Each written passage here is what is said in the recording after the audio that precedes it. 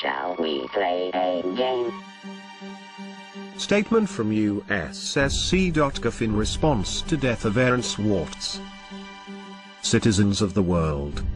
Anonymous has observed for some time now the trajectory of justice in the United States with growing concern. We have marked the departure of this system from the noble ideals in which it was born and enshrined. We have seen the erosion of due process, the dilution of constitutional rights, the usurpation of the rightful authority of courts by the discretion of prosecutors. We have seen how the law is wielded less and less to uphold justice, and more to exercise control, authority and power in the interests of oppression or personal gain. We have been watching, and waiting. 2 weeks ago today, a line was crossed. 2 weeks ago today, Aaron Swartz was killed. Killed because he faced an impossible choice. Killed because he was forced into playing a game he could not win, a twisted and distorted perversion of justice, a game where the only winning move was not to play.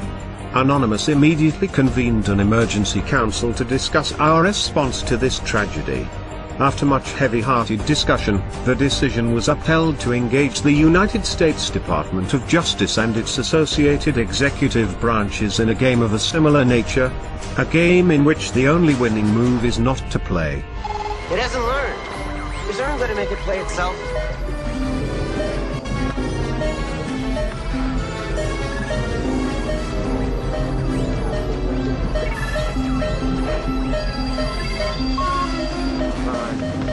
Learn, goddammit.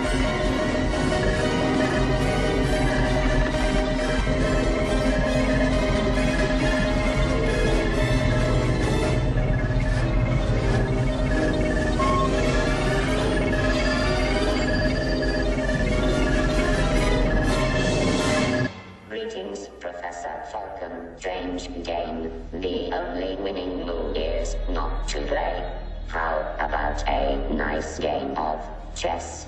Last year the Federal Bureau of Investigation reveled in porcine glee at its successful infiltration of certain elements of Anonymous. This infiltration was achieved through the use of the same tactics which led to Aaron Swartz's death. It would not have been possible were it not for the power of federal prosecutors to thoroughly destroy the lives of any hacktivists they apprehend through the very real threat of highly disproportionate sentencing. As a result of the FBI's infiltration and entrapment tactics, several more of our brethren now face similar disproportionate persecution. The balance of their lives hanging on the severely skewed scales of a broken justice system. We have felt within our hearts a burning rage in reaction to these events, but we have not allowed ourselves to be drawn into a foolish and premature response. We have bidden our time, operating in the shadows, adapting our tactics and honing our abilities.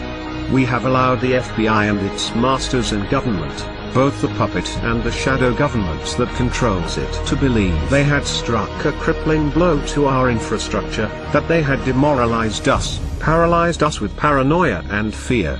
We have held our tongue and waited. With Aaron's death we can wait no longer. The time has come to show the United States Department of Justice and its affiliates the true meaning of infiltration. The time has come to give this system a taste of its own medicine. The time has come for them to feel the helplessness and fear that comes with being forced into a game where the odds are stacked against them. This website was chosen due to the symbolic nature of its purpose. The federal sentencing guidelines, which enable prosecutors to cheat citizens of their constitutionally guaranteed right to a fair trial by a jury of their peers. The federal sentencing guidelines, which are in clear violation of the 8th Amendment protection against cruel and unusual punishments. This website was also chosen due to the nature of its visitors. It is far from the only government asset we control, and we have exercised such control for quite some time. There has been a lot fuss recently in the technological media regarding such operations as Red October, the widespread use of vulnerable browsers and the availability of zero-day exploits for these browsers and their plugins.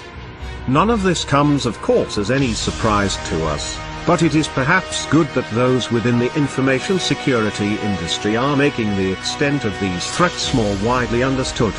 Still, there is nothing quite as educational as a well-conducted demonstration.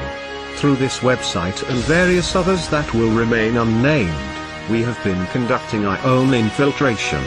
We did not restrict ourselves like the FBI to one high-profile compromise. We are far more ambitious, and far more capable. Over the last 2 weeks we have wound down this operation, removed all traces of leakware from the compromised systems, and taken down the injection apparatus used to detect and exploit vulnerable machines. We have enough fissile material for multiple warheads. Today we are launching the first of these. Operation Last Resort has begun. Warhead USSC.GOV 2013 AEE-256 is primed and armed. It has been quietly distributed to numerous mirrors over the last few days and is available for download from this website now. We encourage all anonymous to syndicate this file as widely as possible. The contents are various and we won't ruin the speculation by revealing them. Suffice it to say, everyone has secrets, and some things are not meant to be public. At a regular interval commencing today, we will choose one media outlet and supply them with heavily redacted partial contents of the file. Any media outlet switching to be eligible for this program must include within their reporting a means of secure communications. We have not taken this action lightly nor without consideration of the possible consequences, should we be forced to reveal the trigger key to this warhead. We understand that there will be collateral damage. We appreciate that many who work within the justice system believe in the principles that have been lost, corrupted, or abandoned, that they do not bear the full responsibility for the damages caused by their occupation. It is our hope that this warhead need never be detonated. However, in order for there to be a peaceful resolution to this crisis, certain things need to happen. There must be reform of outdated and poorly envisioned legislation written to be so broadly applied as to make a felony crime out of violation of terms of service, creating in effect vast swathes of crimes and allowing for selective punishment. There must be reform of mandatory minimum sentencing. There must be a return to proportionality of punishment with respect to actual harm caused, and consideration of motive and mens rea. The inalienable right to a presumption of innocence and the recourse to trial and possibility of exoneration must be returned to its sacred status and not gambled away by pre-trial bargaining in the face of overwhelming sentences, unaffordable justice and disfavorable odds. Laws must be upheld unselectively and not used as a weapon of government to make examples of those it deems threatening to its power. For good reason the statue of Lady Justice is blindfolded. No more should her innocence be besmirched, her scales tipped, nor her sword hand-guided. Furthermore, there must be a solemn commitment to freedom of the Internet, this last great common space of humanity, and to the common ownership of information to further the common good. We do not expect to be negotiated with, we do not desire to be negotiated with. We understand that due to the actions we take, we exclude ourselves from the system within which solutions are found. There are others who serve that purpose. People far more respectable than us. People whose voices emerge from the light and not the shadows. These voices are already making clear the reforms that have been necessary for some time and are outright required now.